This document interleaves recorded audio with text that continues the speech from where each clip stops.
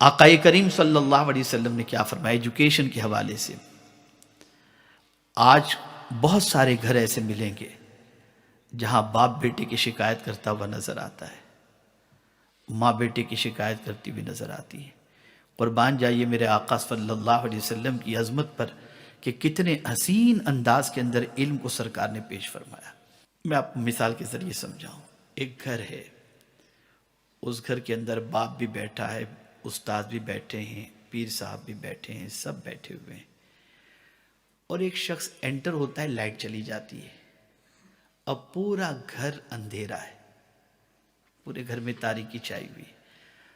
آنے والا اندر انٹر کرے گا تو اندھیرے میں ہو سکتا ہے باپ کے ہاتھ پہ پیر پڑ جائے، استاد کے سر کو دھکا لگ جائے، پیر صاحب کے کاندھے پہ ہاتھ رکھ جائے، کچھ نہ کچھ بے ادبی ہو سکتی، چونکہ اندھیرا ہے نا۔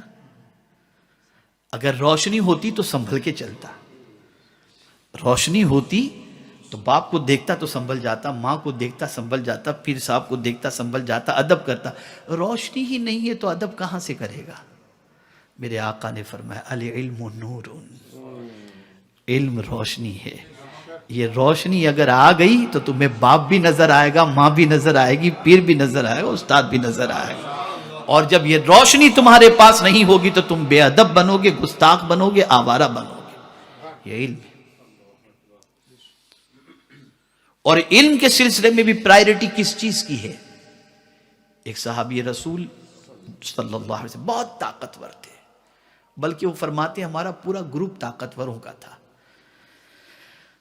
انہوں نے کہا کہ ہم آقا کریم صلی اللہ علیہ وسلم کے پاس حاضر آئے اور رسول اعظم صلی اللہ علیہ وسلم سے ہم نے عرض کیا یا رسول اللہ صلی اللہ تعالی علیہ وسلم، ہمیں کون سا علم پہلے حاصل کرنا چاہیے؟ سنیے حضور کیا فرماتے ہیں۔ آقا کریم صلی اللہ علیہ وسلم نے فرمایا پہلے عقیدے کا علم حاصل کرو، پہلے عقیدہ، عقیدے کو پرائیورٹی دی حضور صلی اللہ علیہ وسلم، پہلے عقیدے کا علم حاصل کرو۔ اس لیے کہ جب تم عقیدے کا علم حاصل کر لو گے تو شرک کی وادی میں نہیں جاؤ گے، بدعقیدگی کی طرف نہیں جاؤ گے، گستاخی کی طرف نہیں جاؤ گے۔ جب تمہیں یہ معلوم ہوگا کہ عظمت الوہیت کیا ہے، عظمت رسالت کیا ہے، تو تمہاری پوزیشن یہ ہوگی کہ بے ادبی سے بچو گے، گستاخی سے بچو گے۔ عقیدے کے علم کو سرکار صلی اللہ علیہ وسلم نے پرائیورٹی دی، اور پھر اس کے بعد حضور صلی اللہ علیہ وسلم نے قرآن سیکھنے کے بارے میں فرمایا۔ میں بڑی معذرت کے ساتھ عرض کرتا ہوں چونکہ ہمارے علماء بھی ماشاءاللہ تشریف فرمائیں، ہمارے یہاں اب اس باب کو بالکل پیچھے چھوڑ دیا گیا ہے۔ ہم زندگی بھر یا رسول اللہ کہیں گے، لیکن اگر کوئی ہم سے یا رسول اللہ کہنے کی دلیل پوچھے ایک سنی بتا نہیں سکتا ہے الا ماشاءاللہ۔ دلیل نہیں، سکھایا ہی نہیں گیا۔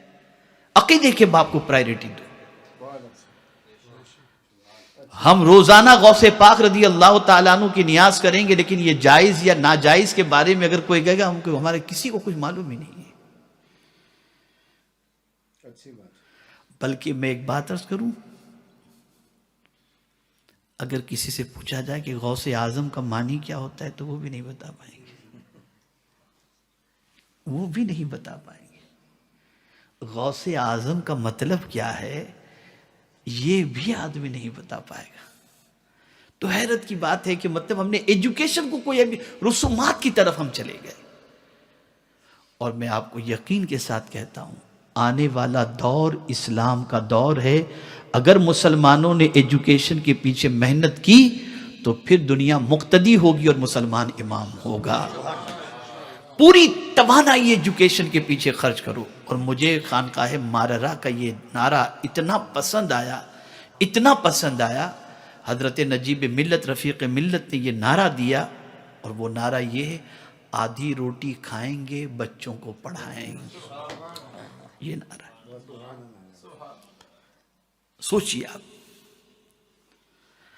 ہم ہندوستان کے اندر دیکھتے ہیں بہت سارے بچے ایسے ہیں جو فیس نہ دینے کی وجہ سے ڈراپ آؤٹ ہو جاتے ہیں۔ ٹیلنٹ ان کے اندر آپ دیکھیں تو آپ کی عقل دنگ رہ جائے گی، اتنے ذہین بچے ہوتے ہیں، اور گورنمنٹ نے بھی فیس اتنی ہائر ایجوکیشن کی رکھ دی ہے کہ جلدی سے بڑے گھرانے کے بچے بھی میڈیکل کی فیلڈ میں نہیں جا سکتے، دوسری فیلڈ میں نہیں جا سکتے۔ خیر، عرض کرنے کا منشا یہ ہے، ایجوکیشن، تعلیمی انقلاب